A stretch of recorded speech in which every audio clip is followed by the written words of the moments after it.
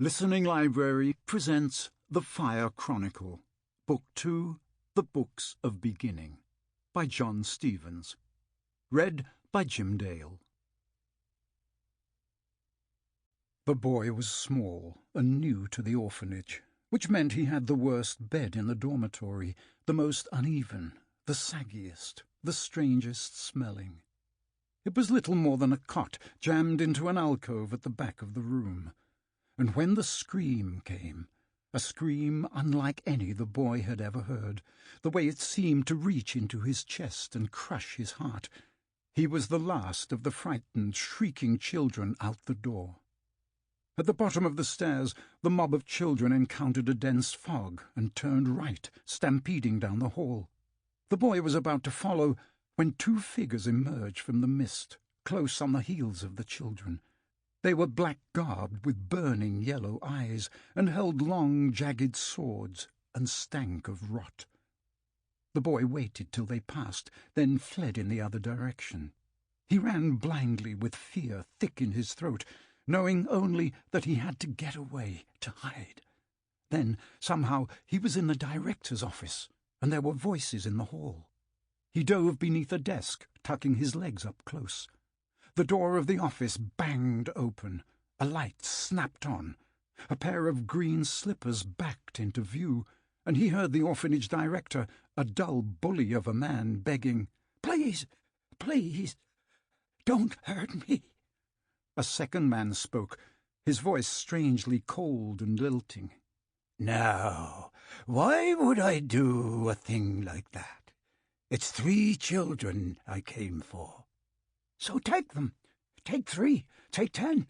Just don't hurt me." The other man stepped closer, the floor groaning under his weight.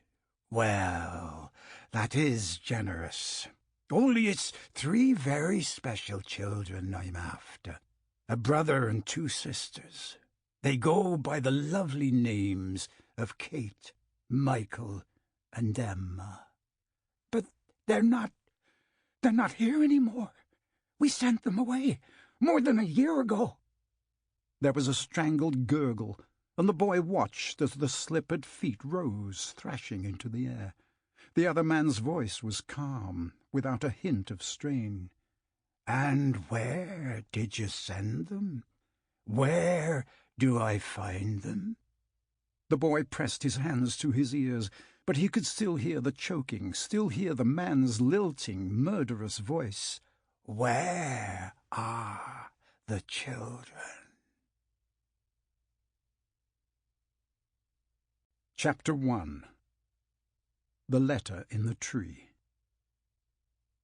Kate finished writing the letter, sealed it in an envelope, then walked over and dropped it into the hollow of an old tree. "He'll come," she told herself. She'd written to him about her dream, the one that had yanked her out of sleep every night that week. Again and again she'd lain there in the dark, covered in cold sweat, and waiting for her heart to slow, relieved that Emma, lying beside her, hadn't woken, relieved that it had only been a dream. Except it wasn't a dream. She knew that.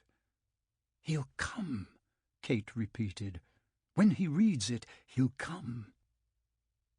The day was hot and humid, and Kate wore a lightweight summer dress and a pair of patched leather sandals. Her hair was pulled back and cinched with a rubber band, though a few loose strands stuck to her face and neck.